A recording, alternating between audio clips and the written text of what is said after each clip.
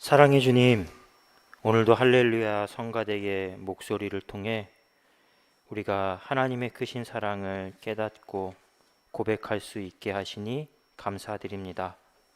지극히 작은 자, 죄인 중에 개수와 같았던 우리들의 모습을 주께서 사랑으로 품어주시고 안아주신 것처럼 그 사랑 우리가 마음속 깊이 깨닫고 고백하며 삶에서 표현할 수 있도록 은혜를 내려 주시옵소서. 우리에게 날마다 회개의 영을 부어 주시고 새롭게 주 안에서 새 마음과 새 삶을 살아가게 하여 주옵소서.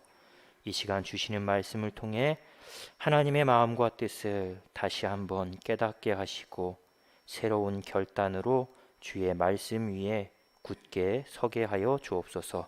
예수 그리스도의 이름으로 기도합니다. 아멘. 할렐루야. 네, 한 주간도 평안하게 잘 지내셨습니까? 주중에 중복이 있었죠. 네, 중복을 지났고요. 오늘이 대서라고 합니다. 대서. 그러니까 삼복 더위에 한복판, 이제 절정을 우리가 살아가게 되는 겁니다.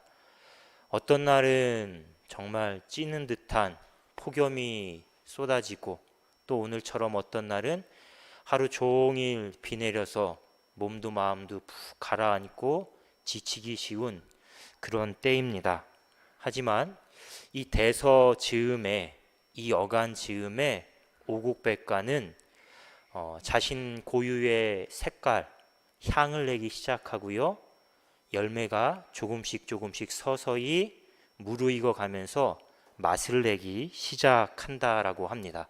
그러니까 더위도 장마도 고난이 아니라 고통이 아니라 성숙과 성장의 때로 이 오곡백과는 삼고 있는 것입니다. 마찬가지로 우리 역시 참 힘든 때이지만 지치기 쉽지만 이 시간을 나의 신앙과 삶이 주님 안에서 한 뼘 더 자라날 수 있는 그리스도의 맛과 향을 풍길 수 있는, 머금을 수 있는 시간으로 삼아 가시기 바랍니다. 이를 위해서 내 안에 있는 나쁜 생각들, 나쁜 마음들, 미워하는 또 정죄하고 판단하는 마음들은 밀어내시기 바랍니다. 흘려 보내시기 바랍니다. 이해하려는 마음, 품으려는 마음, 사랑하려는 마음을 끌어안아서 말씀 속에서만, 귀로만 듣는 것이 아니라 나의 마음과 나의 삶 속에서 내 것으로 구체적으로 만들어 가시기를 축복합니다. 한 가지 물음으로 말씀을 시작하려고 합니다. 자녀들을 다들 양육하신 경험을 갖고 계실 텐데요. 부모로서 자녀들을 키우면서 가장 기쁘고 보람될 때가 언제일까요? 언제 가장 큰 기쁨과 보람을 느끼셨습니까?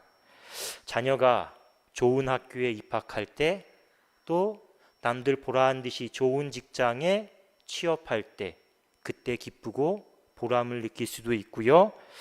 또 생각지도 못했던 해외여행을 보내주거나 고가의 선물, 아주 좋은 선물을 떡하니 이거 받으세요 하고 드릴 때, 그때 기쁠 수도 있습니다. 아니면 매달 또 꼬박꼬박 부모님에게 용돈을 드릴 때, 그때 우리는 부모로서 자식 키운 보람, 그런 기쁨을 느끼며 살아가지 않나 생각을 합니다. 물론 이때도 기쁘고 참 좋을 겁니다. 하지만 부모로서 자녀를 양육하며 가장 기쁘고 보람될 때는 자녀가, 어린 줄만 알았던 내 자녀가 부모의 마음, 내 마음을 헤아려 줄 때, 이해해 줄 때가 아닌가 생각을 합니다. 하지만 대부분의 자녀들은 부모님의 마음을 잘 모릅니다. 자신이 결혼을 하고 애를 낳고 키워봐야 그제서야 우리 엄마 아빠의 마음이 이랬겠구나, 참 힘들었겠구나, 조금 부모의 마음을 알아차리는 것 같습니다. 그리고 부모님이 돌아가신 뒤에야, 그때서야 부모님의 힘든 삶과 그 마음을 오롯이 이해하려고 하고 또 더 많이 이해할 수 있지 않나 생각을 합니다. 그때는 참 듣기 싫었던 말, 싫었던 모습이었는데 우리 부모님 입장에서는 나를 사랑해서 나를 염려하는 마음에서 그런 말씀을 하셨구나라고 고개를 끄덕끄덕 할 수 있게 되는 것이죠. 근래에 매일 성경 이 말씀 진도에 따라서 계속해서 예레미야서 말씀을 묵상하고 있습니다. 예레미야서 말씀을 한 절 한 절 읽어가면서 저에게 주시는 마음, 제가 깨닫게 되는 사실은 말씀 속 이스라엘 백성의 모습이 참 하나님 마음, 하나님 아버지의 마음을 모르고 있구나라는 그런 생각입니다. 몰라도 너무 모르는 모습들이 많습니다. 청개구리처럼 하나님이 말씀하시고 하나님이 기대하시는 그것과는 정확히 정반대의 모습으로 살아갑니다. 하나님께서 가라 이렇게 말씀하시고 지시하는 곳으로 가지 않고 들어라, 행하라 하는 그 말씀을 듣지 않고 행하지 않습니다.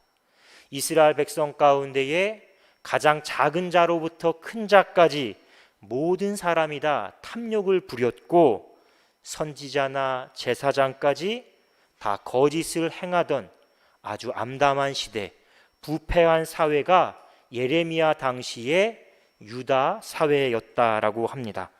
결국 하나님은 그런 유다를 향해 재앙과 멸망을 선언하셨습니다. 유다 성읍과 예루살렘 거리에서 기뻐하는 소리, 즐거워하는 소리가 다 끊어질 것이다.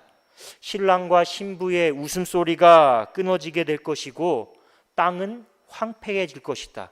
설령 너희 가운데에 나의 재앙 중에 살아남은 자가 있다 할지라도 차라리 사는 것보다 죽는 것이 더 낫겠습니다. 그럴 정도로 아주 무서운 심판을 내리겠다. 하나님 그렇게 선언하십니다. 하지만 이토록 무서운 심판마저도 유다 백성을 구원하기 위한 하나님의 또 다른 사랑의 표현입니다. 오늘 주보 뒷면에 나태주 시인의 부모 마음이라는 시를 제가 실었는데요. 한번 그 시를 보시기 바랍니다. 다들 공감하시는 부분이 많이 있을 것 같은데요. 우리를 향한 또 유다 백성을 향한 하나님의 마음이 이와 같은 부모님의 마음입니다. 다른 집 자식이 아니라 우리가 하나님 아버지의 자녀이기 때문에 때론 더 암하게 우리를 혼내키실 때가 있는 것이죠. 하지만 그렇게 혼내키시고 돌아서서는 혼나고 매맞은 자녀보다 더 마음 아파하고 안타까워 하시는 게 바로 하나님 아버지의 마음입니다. 오늘 우리가 함께 읽은 본문 말씀에서도 이런 하나님의 마음, 하나님의 크신 사랑을 오롯이 느낄 수가 있습니다. 우리 1절의 말씀을 함께 다시 한번 읽겠습니다. 너희는 예루살렘 거리로 빨리 다니며 그 넓은 거리에서 찾아보고 알라. 너희가 만일 정의를 행하면 진리를 구하는 자를 한 사람이라도 찾으면 내가 이 성읍을 용서하리라. 아멘. 하나님의 이 말씀을 한마디로 요약하면요, 내 말을 듣는 너희들 모든 사람은 장소, 수단, 방법 가리지 말고 지금 나가서 예루살렘 성에서 한 사람이라도 찾아라. 한 사람이라도 빨리 서둘러 찾아라라는 말씀입니다. 그렇다면 하나님이 애타게 찾으시는 한 사람, 어떤 사람입니까? 왜 하나님이 그 한 사람을 서둘러 빨리 찾으라고 말씀하시는 것일까요? 하나님이 애타게 찾으시는 한 사람은 정의를 행하며 진리를 구하는 자입니다. 정의, 진리, 이 단어가 조금 딱딱하고 모호하게 느껴질 수가 있는데요. 하지만 히브리어 원문이나 다른 성경 번역본을 참고하면 단순합니다. 하나님과 세상 앞에서 바르게 살려고, 진실하게 살려고 애쓰는 사람, 그 사람이 바로 정의를 행하고 진리를 구하는 사람입니다. 지난 주일 오후 때 나눈 예레미야 4장 1절 이하의 말씀을 기억하실지 모르겠습니다. 하나님께서 유다 백성에게 내게로 돌아와라, 내게로 돌아와라 계속 말씀하셨습니다. 참된 회개를 하라는 말씀이시죠. 그때 참된 회개를 위해서 이스라엘 백성이 해야 할 일 중에 하나로 말씀하신 것이 하나님의 살아계심을 두고 진실과 정의와 공의의 삶을 맹세하는 것이었습니다. 내가 하나님 앞에 이제부터 진실하게, 정의롭게, 또 진실을 구하며 살겠습니다. 그렇게 맹세하는 것이지요. 그리고 맹세하는 데만 그치지 않고 손에 가시가 박히고 굳은 살이 백일지라도 묵은 땅을 갈아엎고 가시덤불을 걷어내는 것, 회개에 합당한 열매를 맺는 것이 꼭 필요하다라고 말씀하셨습니다. 이런 점에서 오늘 본문에서 하나님이 찾으시는 한 사람, 바로 정의를 행하며 진리를 구하는 이 사람은 하나님의 마음을 헤아리는 사람입니다. 하나님 아버지의 뜻대로 살아가고자 하는 신실한 자녀의 모습입니다. 그렇다면 왜 하나님은 서둘러서 한 사람을 찾으라고 말씀하셨을까요? 말씀을 보면 이 성읍, 곧 예루살렘의 모든 죄악을 용서하시기 위해서입니다. 용서하시기 위해서. 물론 예루살렘은 거룩한 성입니다. 성전이 있는 하나님의 도성입니다. 그러니 예루살렘에 살아가는 사람 중에 나는 하나님을 믿지 않습니다, 나는 하나님의 정의와 진실을 구하지도 행하지도 않습니다, 이렇게 말하는 사람은 단 한 명도 없었을 겁니다. 하지만 문제는 그들이 말은 그렇게 하지만, 맹세는 하지만 실제 삶에서 그렇게 살지 않았다라는 것입니다. 오늘 본문 2절에서도 하나님은 바로 그들의 맹세, 그들의 모든 고백이 거짓이다라고 아주 신랄하게 비판하십니다. 다른 한편으로 하나님이 찾으시는 한 사람의 수가 한 사람이다, 이 한 사람이다라는 점에서 우리는 하나님의 애타는 마음을 더 분명하게 느낄 수 있습니다. 창세기 18장 말씀을 보면 소돔과 고모라 사건이 기록되어 있습니다. 하나님께서 소돔과 고모라 땅의 죄악을 보시고 더는 안 되겠다, 내가 이 성을 심판해야겠다라고 말씀하셨습니다. 그때 아브라함이 하나님께 나아가서 하나님, 이 성에는 악인도 있지만 불의한 자도 있지만 그래도 의인도 있지 않습니까? 의인과 악인을 함께 심판하시는 건 부당하지 않습니까? 라고 항변합니다. 그리고 하나님께 하나님, 이 소돔성에 의인 45명이 있다면, 40명이 있다면, 30명, 20명이 있다면 이 성을 용서해 주옵소서라고 하나님께 간곡하게 빕니다. 그리고 마지막으로 45명, 40명, 30명, 20명도 없자 하나님, 그럼 10명만 있다면, 의인 10명만 있다면 이 성을 용서해 주옵소서라고 간구합니다. 하지만 소돔성 안에 의인 10명이 없어서 결국 소돔성은 하나님의 심판을 면치 못했습니다. 자, 그런데 소돔성도 10명이었는데 오늘 본문 예루살렘 성에서는 단 한 사람입니다. 한 명입니다. 한 사람만 찾으면 하나님께서 예루살렘 전체를 용서하시겠다라고 말씀하십니다. 한 사람과 예루살렘 한 성, 이 둘을 한번 저울에 올려놓고 무게를 단다 생각을 해보십시오. 어떤 결과가 나타나겠습니까? 당연히 한쪽 예루살렘 성은 올리자마자 바로 아래로 푹 내려앉을 것입니다. 한 사람 올리자마자 하늘 높이 올라갈 것입니다. 애초에 한 사람과 예루살렘 한 성의 중요함, 영향력, 그 무게를 비교한다는 것 자체가 말이 되지 않는 말이죠. 비교 대상이 되지 않습니다. 그런데도 하나님은 한 사람만 찾으면 내가 이 성 전체를 용서하겠다라고 말씀하십니다. 한 사람이면, 단 한 사람이면 충분하다.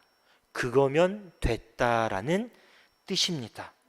어떻게 해서든 예루살렘을, 유다를 용서하시려고 하는 하나님 아버지의 마음, 끝까지 포기하지 않고 끌어안고 구원하시고자 하는 그 간절한 마음을 우리가 이 한 사람이라는 것에서 느낄 수 있는 것이죠. 하지만 안타깝게도 예루살렘 성은 그 한 사람을 찾지 못해서 결국 바벨론에 의해 소돔 성과 같이 멸망당할 것입니다. 사랑하는 성도 여러분, 이처럼 한 사람이 참 중요합니다. 어느 공동체든 교회든 가정이든 또 우리 사회든 한 사람이 있는가 없는가에 따라서 많은 변화가 일어납니다. 특별히 오늘 말씀에서는 한 사람이 있고 없고에 따라 하나님의 용서와 심판, 구원과 멸망이 결정됩니다. 그러므로 주님의 일을 하다가 일상을 살아가다가 나 혼자뿐인데 라는 생각에 낙심하지 마시기 바랍니다. 나 혼자만 한다고, 왜 나 혼자만 하냐고 불평하지도 마시기 바랍니다. 고작 한 사람이라고 가볍게 여기거나 무시해서도 안 되고요. 그 한 사람이 다른 사람일 거다라고 미루거나 또한 물러서지도 마시기 바랍니다. 우리 삶에서, 우리 신앙에서 가장 중요한 건 나는 하나님이 찾으시는 한 사람인가, 내가 바로 그 한 사람인가 라는 이 물음 앞에 자신 있게 네, 그렇습니다 대답할 수 있는가 없는가의 문제입니다. 박노해 시인이 쓴 나 하나의 혁명이라는 시에 이런 구절이 있습니다. 나 하나의 혁명이라는 시인데요, 보시면 내가 먼저 변화된 삶을 살아내는 것, 그것이 진리의 모든 것이다. 그것이 희망의 모든 것이다. 그것이 혁명의 시작과 끝이다.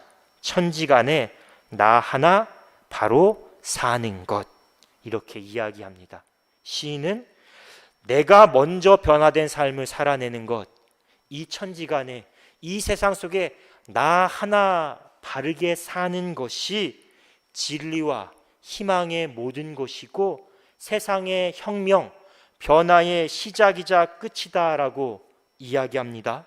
마찬가지로 하나님이 찾으시는 한 사람, 하나님의 뜻을 이루기 위해 필요한 사람도 오늘 말씀에서 몇십 명, 몇백 명이 아니라 단 한 사람입니다.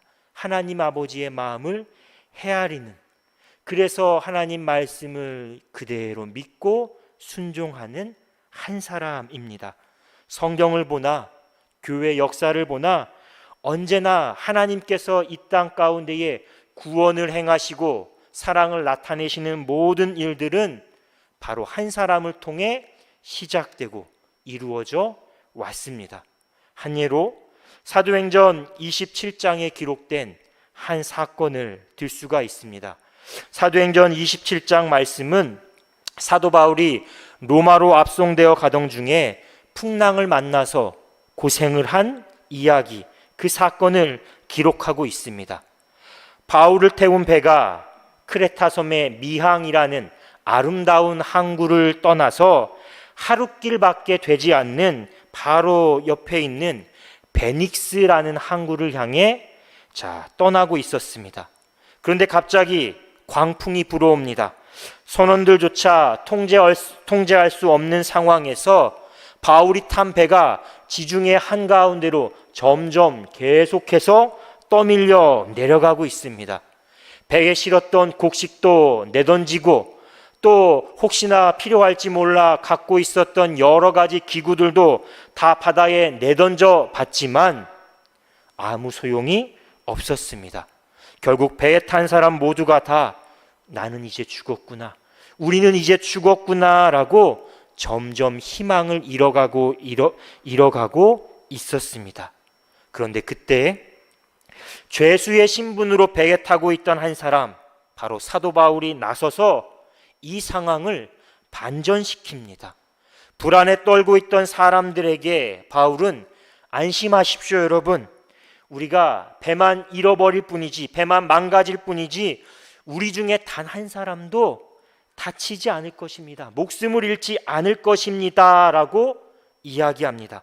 바울이 이렇게 당당하게 말할 수 있었던 건 바로 지난밤에 하나님의 천사가 바울에게 나타나서 말씀을 전해 주었기 때문입니다. 하나님의 천사가 바울에게 너는 반드시 로마로 가야 한다, 로마 황제 앞에 서야 한다라고 말씀하셨습니다. 그리고 하나님께서 너와 지금 이 한 배를 타고 있는 모든 사람의 안전을 바울 내 손에 맡겨주셨다라고 말씀하셨습니다. 바울은 그 말씀을 믿었던 것입니다. 그러니 그 풍랑 속에서도 불안해하지 않고 오히려 사람들을 안심시킬 수 있는 아주 소중한 역할을 감당했던 것이죠. 그리고 바울은 배가 표류한 14일 동안 아무것도 먹지 못했던 사람들에게 음식을 권합니다. 지친 몸과 마음을 회복하게 한 것이죠. 특별히 음식을 나눌 땐 다시 한번 그들에게 하나님의 말씀을 전하고 마치 성찬식을 행하는 것처럼 빵을 들어서 하나님께 감사 기도를 드린 다음에 그들에게 함께 먹을 수 있도록 했습니다. 결국 바울 한 사람 덕분에 배에 타고 있던 276명 모두가 다 안전하게 구조될 수가 있었습니다. 또한 바울 한 사람 덕분에 그 모든 사람이 하나님의 살아계심과 능력까지 생생하게 체험할 수 있었습니다. 결정적으로 하나님의 구원 역사, 한 사람을 통해 일하시는 하나님의 은혜와 사랑은 예수 그리스도 한 사람, 예수님께서 십자가에서 죽기까지 하나님 아버지 뜻에 순종하셨기 때문에 우리 가운데에 시작될 수 있었고 지금도 여전히 구원의 완성을 향해 나아가고 있습니다. 한번 화면을 보면서 로마서 5장 19절의 말씀을 우리가 함께 읽도록 하겠습니다. 시작. 순종하지 아니함으로 많은 사람이 죄인 된 것 같이 한 사람이 순종하심으로 많은 사람이 의인이 되리라. 아멘. 예수님 한 사람의 순종으로 구원이 시작되고 여전히 진행 중인 것입니다. 사랑하는 성도 여러분, 조금 더 우리가 깊이 생각해 보면 하나님께서 오늘 우리를 이 예배의 자리로 부르시고 말씀을 듣게 하신 이유, 그 이유가 무엇이겠습니까? 한 사람을 찾으시는 하나님 아버지의 마음, 바로 우리 한 사람 한 사람을 구원하고자 하는 하나님 아버지의 사랑을 우리로 하여금 듣게 하시고 느끼게 하시기 위해서입니다. 우리에게 소중한 가정을 주시고 일터와 믿음의 공동체를 허락하시고 수많은 만남과 관계 속에서 살아가게 하시는 이유도 마찬가지입니다. 우리가 하나님 아버지의 마음을 헤아려서 정의를 행하고 진리를 구하는 한 사람으로 살라, 그 마음으로 우리를 가정의 일터와 수많은 만남과 관계 속에 파송하신 것입니다. 그러므로 하나님이 간절히 찾으시는 한 사람, 누구입니까? 바로 나입니다. 내가 하나님의 마음을 헤아려서 정의를 행하고 진리를 구하는 사람으로 살아야 하는 것이죠. 내가 하나님이 찾으시는 바로 그 한 사람이 되어서 모든 삶의 자리에서 하나님의 뜻을 이루며 살아가야 하는 것입니다. 바로 한 사람, 하나님이 찾으시는 그 한 사람, 오늘 주신 말씀을 기억하며 한 주간 하나님의 신실한 자녀로 하나님의 기쁨이 되고 영광 돌리는 복된 삶 살아가시길 주님의 이름으로 축원합니다. 주신 말씀 묵상하며 침묵으로 기도하겠습니다.